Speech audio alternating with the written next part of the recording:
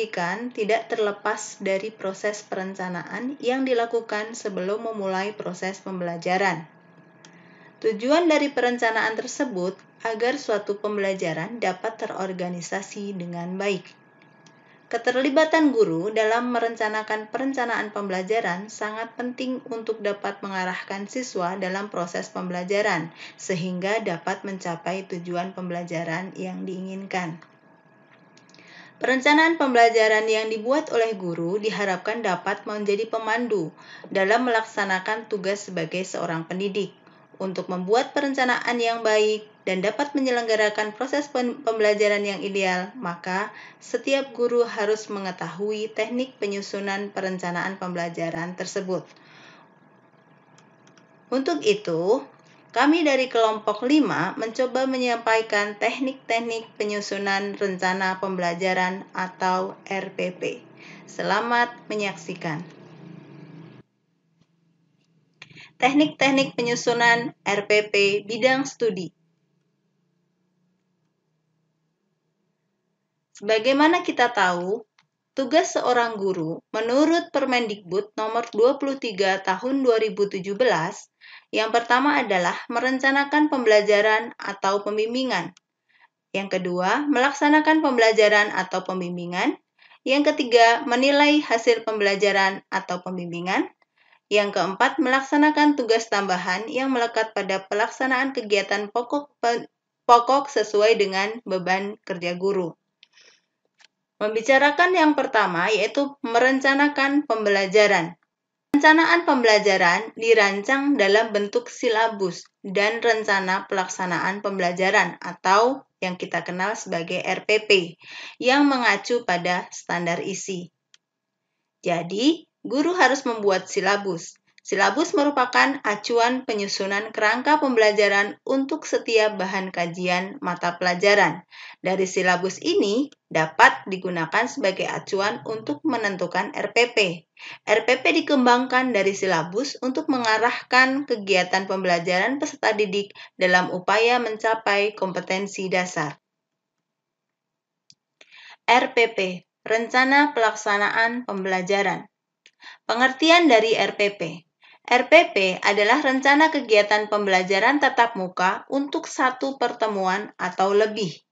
RPP ini dikembangkan dari silabus untuk mengarahkan kegiatan pembelajaran peserta didik dalam upaya mencapai kompetensi dasar.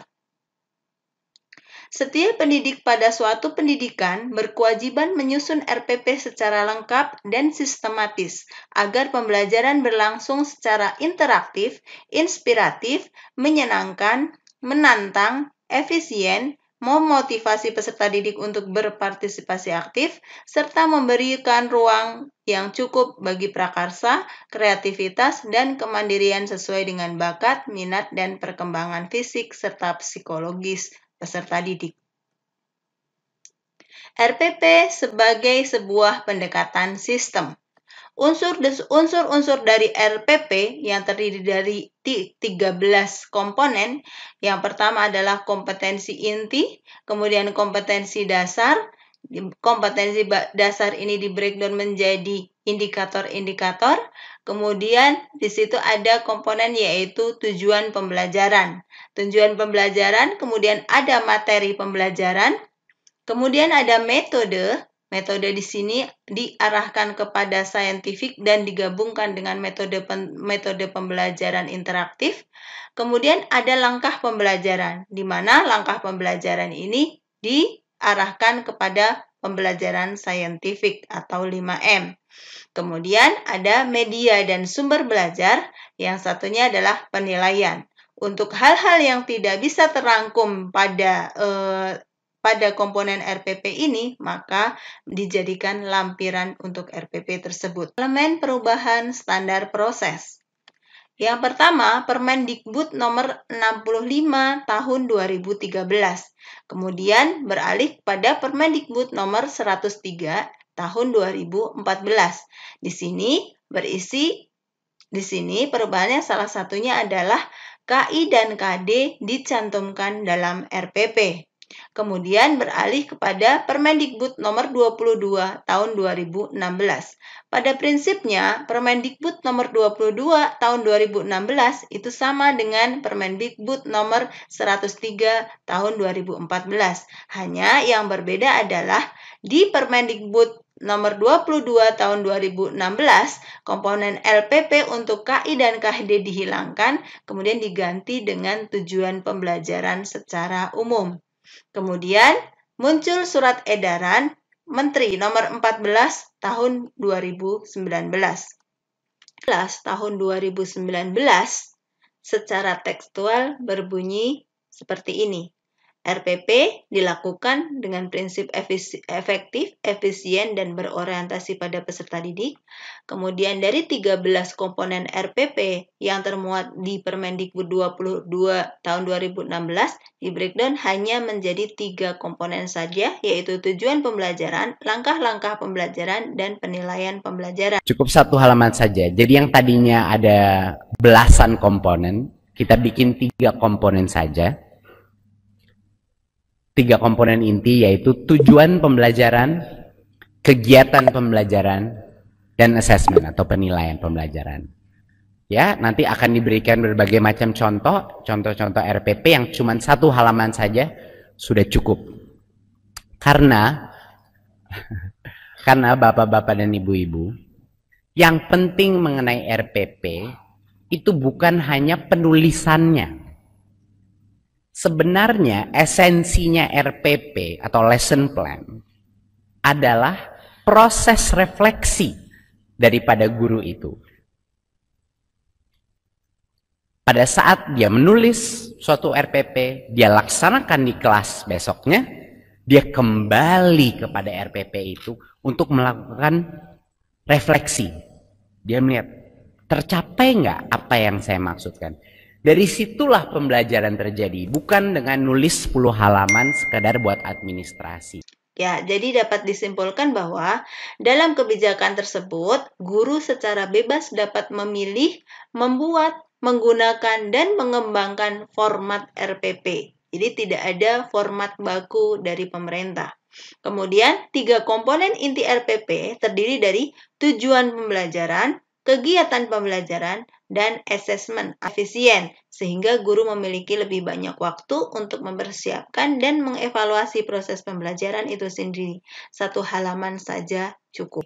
Dari Permendikbud nomor 22 tahun 2016 terdapat 13 komponen RPP, kemudian surat edaran Menteri nomor 14 tahun 2019 hanya menjadi 3. Diambil 3 komponen besar, yaitu tujuan pembelajaran, langkah-langkah pembelajaran, dan penilaian hasil pembelajaran.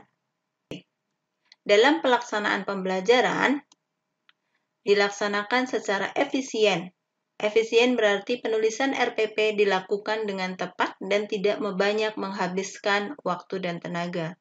Kemudian efektif, yaitu dilakukan untuk mencapai tujuan pembelajaran. Yang ketiganya adalah orientasi peserta, ketertarikan, dan kebutuhan belajar peserta didiknya. Tujuan pembelajaran merupakan sasaran yang ingin dicapai peserta didik pada proses pembelajaran. Tujuan pembelajaran ini, guru melihat kira-kira apa yang ingin dicapai oleh siswa selama 1 jam atau sejumlah pertemuan dalam RPP tersebut. Tujuan pembelajaran, cara penulisannya adalah dirumuskan berdasarkan KD atau kompetensi dasar yang bisa dilihat dari KD sebelumnya atau dari silabus. Kemudian, pada penulisannya menggunakan kata kerja operasional yang bisa diamati dan bisa diukur. Kemudian mencakup pengetahuan, keterampilan, dan sikap, serta memberikan gambaran proses dan hasil dari pembelajaran yang akan dilaksanakan. Pelaksanaan pembelajaran. Pelaksanaan pembelajaran di sini yang ditulis ada kegiatan pendahuluan, kegiatan inti, dan kegiatan penutup. Selanjutnya adalah penilaian atau assessment. Penilaian adalah proses pengumpulan dan pengolahan informasi untuk mengukur pencapaian hasil belajar peserta didik.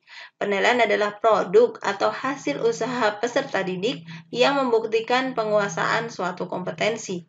Assessment adalah serangkaian penilaian untuk memahami upaya dan hasil belajar peserta didik dalam menguasai suatu kompetensi. Di sini disampaikan alternatif model format RPP. Karena tidak ada format RPP yang baku, guru bebas memilih format RPP disesuaikan dengan apa yang ingin mereka tulis di dalam RPP tersebut. Di sini ada salah satu alternatifnya. Yang pertama adalah identitasnya. Identitas dari RPP, kemudian ada tujuan pembelajaran.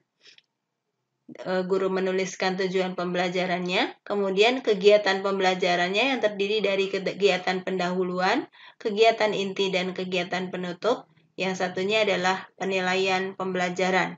Di sini tertera penulis RPP atau guru mapel. Alternatif model RPP yang kedua dengan menggunakan tabel. Di sini ada identitas RPP. Kemudian di sini tujuan pembelajaran, kemudian kegiatan pembelajaran, ada pendahuluan, inti, dan penutup, kemudian penilaian hasil belajar ditulis di sebelah sini, kemudian ada guru mapel. Ini contoh simple RPP yang satu lembar. Di sini ada contoh RPP. Di sini ada identitas RPP-nya, ada guru mata pelajarannya apa, kemudian kelas, materi pokok, alokasi waktu. Kemudian unsur yang pertama RPP-nya adalah tujuan pembelajaran, di mana di sini dituliskan dengan bekerja kelompok berbasis penemuan terbimbing, peserta didik dapat menyelesaikan masalah kontekstual yang berkaitan dengan operasi matriks. Atau bisa juga tujuan pembelajaran di sini diisi dengan KD yang ingin dicapai dengan proses pembelajaran yang dituliskan juga. Kemudian yang selanjutnya, yang kedua adalah langkah pembelajaran. Di sini ada pendahuluan, kegiatan inti, dan juga penutup. Pendahuluan di sini ada persepsi, ada games konsentrasi, kemudian memberikan pertanyaan yang berkaitan dengan materi sebelumnya, kemudian pengelompokan. Nah, setelah itu adalah kegiatan inti. Kegiatan intinya semuanya ditulis di sini, ya, dengan metode yang sudah disebutkan di atas. Kemudian di sini ada penutup.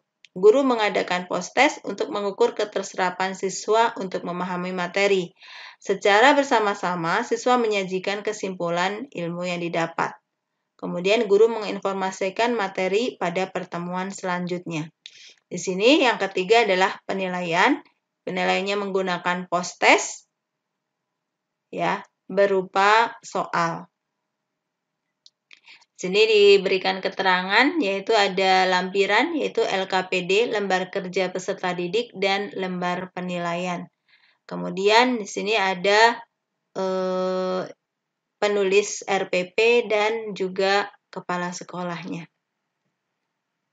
Demikian video singkat teknik-teknik penyusunan RPP dari kelompok 5.